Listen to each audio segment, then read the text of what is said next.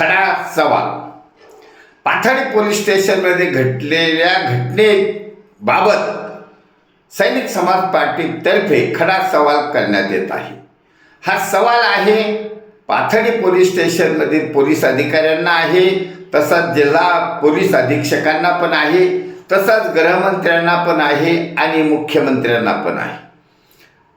सवाल असा आहे की जर या घटनेमध्ये आमदार मोनिका राजळे यांच्या कार्यकर्त्याचा हात असाल आणि त्यांचे कार्यकर्ते त्यांचे बगलबच्चे पोलीस स्टेशनला गेले होते, आरोपीने गुन्हा करूनही आरोपी पोलीस स्टेशनला निर्भयपणे गेले होते, कारण यांना आमदार मोनिका राजळे यांचा पाठिंबा आहे असं खुलासा झालेला आहे. मग आता कायद्याच्या तरतुदीनुसार हा सिरियस गुन्हा आहे. गँगरेप आणि पोलीस स्टेशनमध्ये मृत्यू हे सामाजिक गुन्हा आहे. गँगरेपचा सिरियस गुन्हा आहे. IPC मध्ये सिरियस मोस्ट गुन्ह्यामध्ये हा गुन्हा घडतो आहे. मग ह्या एवढ्या सिरियस गुन्ह्याची दखल घेत नव्हते पोलीस, तळमळ करत होती. जी पीडिता होती ती तळतळ करत होती की ह्या देशामध्ये न्याय आहे किंवा नाही. तर ह्या देशामध्ये जर न्याय असेल तर 1 नंबर आरोपी आमदार मोनिका राजळे यांना करायला पाहिजे, त्यानंतर बाकीचे आरोपी करायला पाहिजे.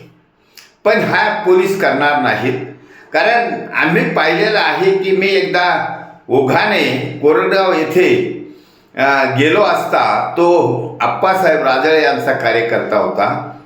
त्याच्या घरामध्ये चहूबाजूने कॅलेंडर, फोटो वगैरे सर्व आप्पासाहेब राजळेचे होते. मला शॉक बसला की हे जर तू पंढरीच्या पांडुरंगाचे लावले असते, शंकराचे लावले असते, हनुमानाचे लावले असते, श्रीरामाचे लावले असते, पण हे काय? तर ते म्हणले आम्ही कार्यकर्ते आहोत. तोच समाज नंतर राजू राजळेचा कार्यकर्ता झाला, तोच समाज आता मोनिका राजळेंचा कार्यकर्ता आहे. आता अशा कार्यकर्त्यांच्या दुष्कृत्यामुळे आमदाराला सुद्धा आरोपी केलं पाहिजे असा कायदा सांगतो. तर करणार नाहीत हा भाग वेगळा. पण महाराष्ट्रामध्ये असं लक्षात आलेलं आहे की जरी आमदाराला अटक केली, आमदारावर FIR फाडला तर त्याला एक अटक होत नाही आणि चार्जशीट कोर्टात दाखल करण्याऐवजी त्याचं नाव गाळलं जातं. CRPC कलम 169 खाली तो त्याच्या विरुद्ध पुरावा सापडला नाही म्हणून त्याला रिपोर्ट दिला जातो. ही प्रथा आहे. म्हणजे हा कायदा सर्वसामान्यांसाठी आहे, लोकप्रतिनिधीसाठी नाही. आता लोकप्रतिनिधी यांना म्हणायचं का नाही हा एक सैनिक समाज पार्टीने खुलासा केला आहे. हे आमदार, खासदार, मंत्री असू शकतात पण इनफॅक्ट लोकप्रतिनिधी नाहीत, कारण लोकांनी निवडून दिलेले त्यांना लोकप्रतिनिधी म्हणतात. हे तर बळजबरीने निवडून गेलेले आहेत, गैरमार्गाने निवडून गेलेले आहेत, EVM मशीनमध्ये घोटाळे करून निवडून गेलेले आहेत, भरपूर काळ्या पैशाचा भडीमार करून निवडून गेलेले आहेत आणि वेळ प्रसंगी मतदारावर दबाव टाकून निवडून गेलेले आहेत.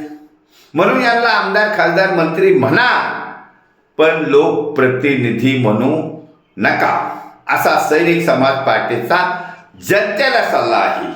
कारण लोकप्रतिनिधी या शब्दाची व्याख्या वेगळी आहे आणि या शब्दाची पावित्र्यता आहे, तिला दूषित करू नका.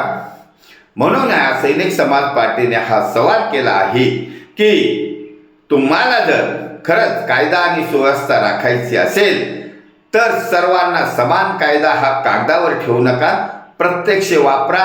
कोणी आमदार, खासदार, मंत्री असेल त्याचा थोडा तरी सहभाग गुन्ह्यात असेल तर त्याला अटक झाली पाहिजे, चार्जशीट झालं पाहिजे आणि त्याला जेलमध्ये पाठवले पाहिजे. त्याला म्हणतात काय?